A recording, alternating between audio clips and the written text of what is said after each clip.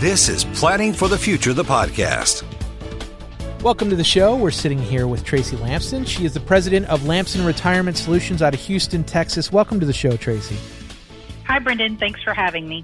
So during times like this, people seem to be a little bit nervous about any sort of excess money and planning for long-term care or their future. But in essence, now is really one of the best times to do it because you know you need it, right?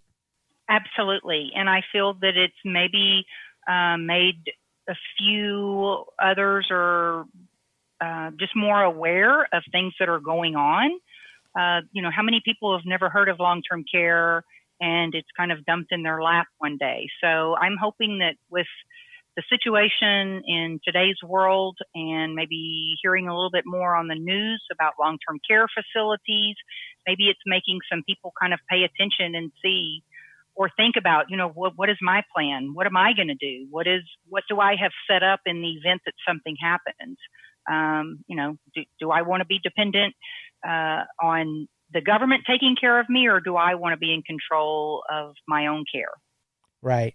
And, it's not what people may have thought about long-term care planning in the past. Times have changed. Plans have changed. It's a different world. It's not like buying car insurance. No, it's completely tailored to your needs, your, own particular situation. The thought of going into a nursing home is not something I choose or want to do or see in my plan. Of course, I look at the glasses half full always, but just in case, I make sure we have long-term care policy, my husband and I, and it includes home health care because that's the type of care, if I have to have it someday, which 7 out of 10 people need it at some point in their life, I want to make sure that I can, have home health care, that I'm not worried about my kids taking care of me and changing that. I want my kids to remain my kids and not to become my caretaker. You used to see those multi-generational households where you'd have the grandkids, the parents, and the grandparents all in the same house. And the grandparents either came back to live with the kids because they needed help as they were getting up in age, or you still lived with your parents and your kids. But that multi-generational household has changed as people spread out and move across the country. So there's not as much family. They may live an hour, 2 hours away, so it's not as easy for family members to help take care of their parents or grandparents. Right. Yeah, it's just, who is it that you want to have to depend on for some type of care? And 9 times out of 10, although we feel comfortable with family, we still don't want to put that burden. And that's what I hear from a lot of my clients, and trying to find solutions and what's best for their particular situation. It's not a cookie cutter recipe that everybody has this much coverage or this type of care. What do you want your future to look like in the event that something happens? How do you want to be cared for? And, for a lot of people, they just don't want to be a burden on their kids. And I know that's true for me as well. I don't want my boys to ever have to change my diaper or anything like that. We'll leave that to the people that get paid to do it. That's a great point. That's a great point. I mean, I don't want that on my kids either, and Right. and if they do the planning correctly, then your kids won't have to do that. Absolutely. And I mean, you really have to think of it like that. You have to think about the ugly part of it. And I don't care how big or how small you are, but even the biggest, manliest man with a small, frail wife, I used to do this to my clients when I used to go into homes and, do long-term care, and they would, think, oh, I'll be able to take care of them. I would have them sit in chairs across from each other and be limp and, do not just act like you're limp and try to get them to move the other one. That's hard to do. And I don't care if you're, 300 pounds, 6'5", it's still hard and, a toe on your own body that basically for every year of a birthday, you're going to age about 3 years taking care of or being someone's caretaker. Wow, that's a pretty poignant when you put it that way. That's an analogy that really sticks with you.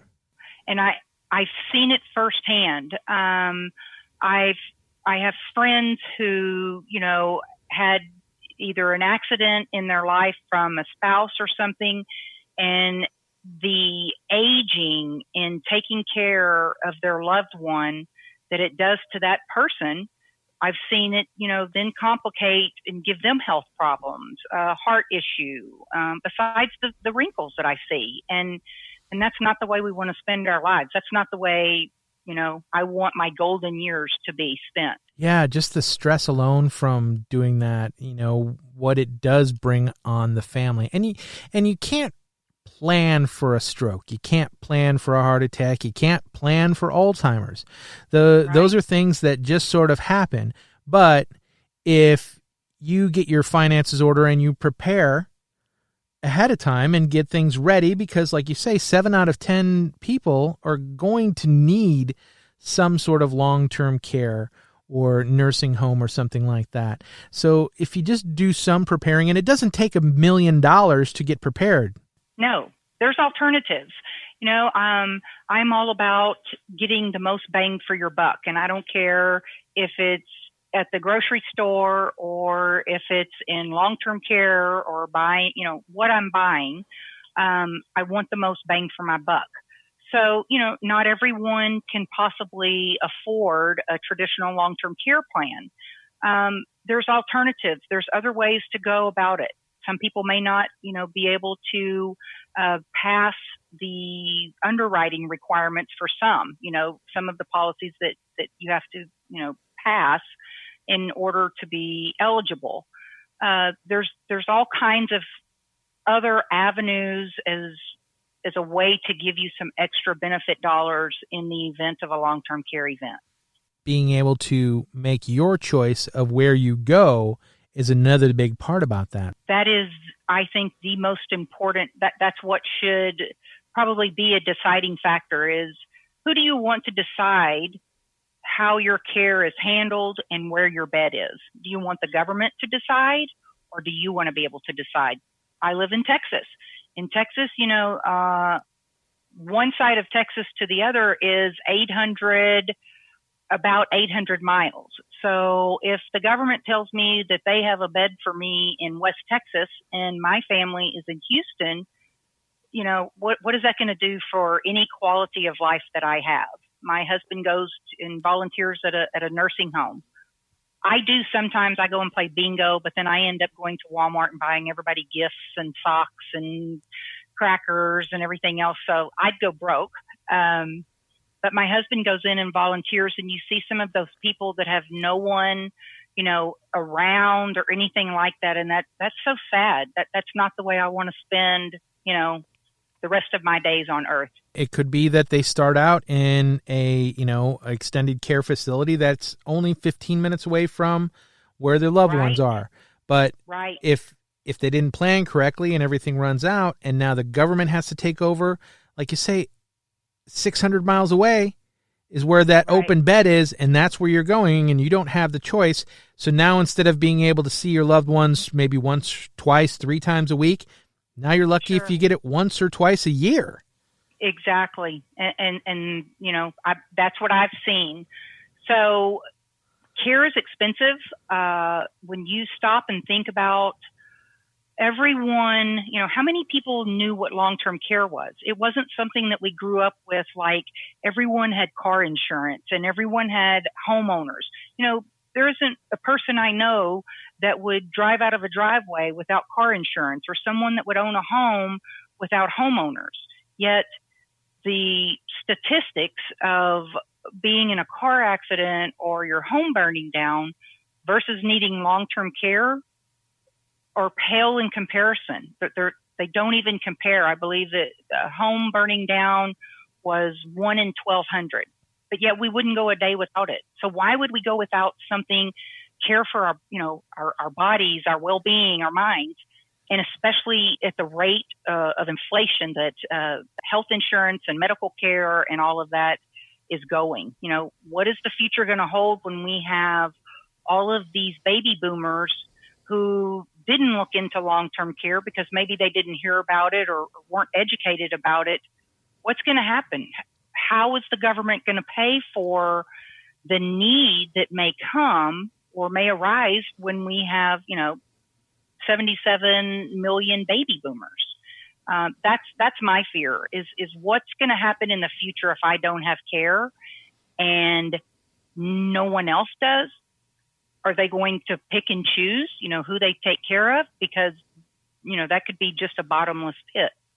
That's a really, really good point.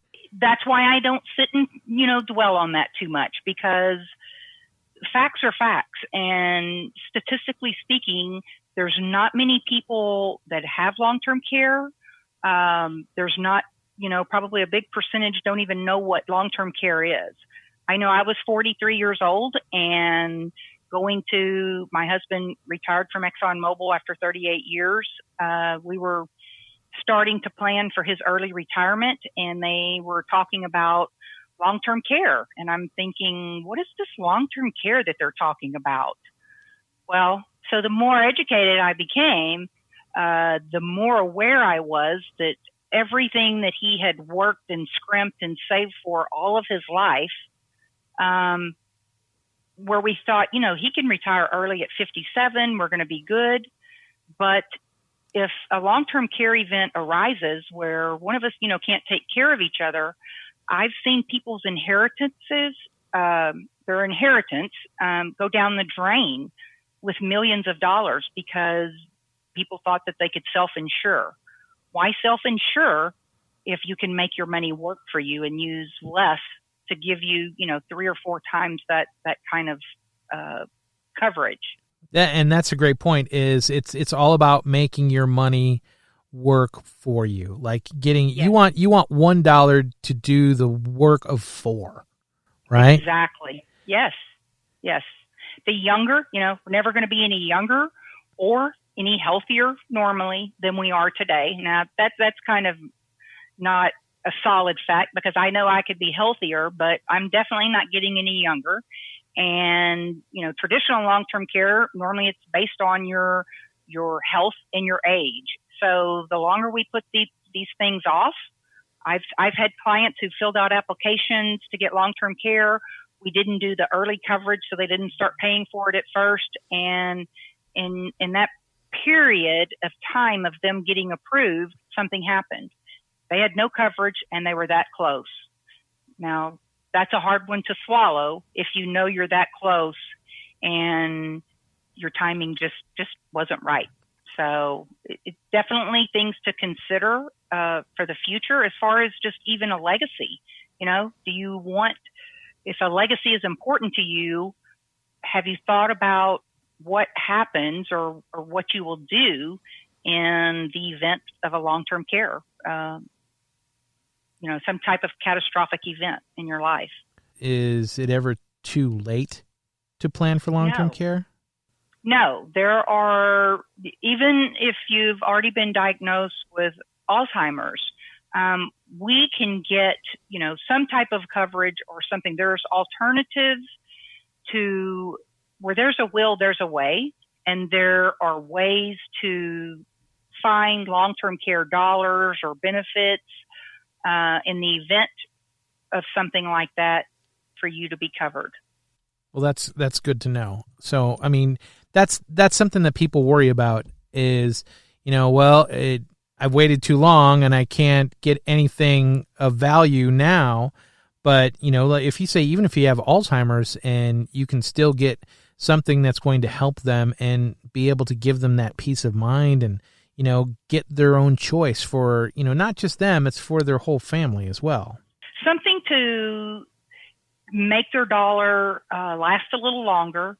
If I'm going to spend $50, but yet I can go another route and make this $50, like we said, work as 150 or 200. Look, for long-term care needs, the price of healthcare and things like that these days, you just can probably not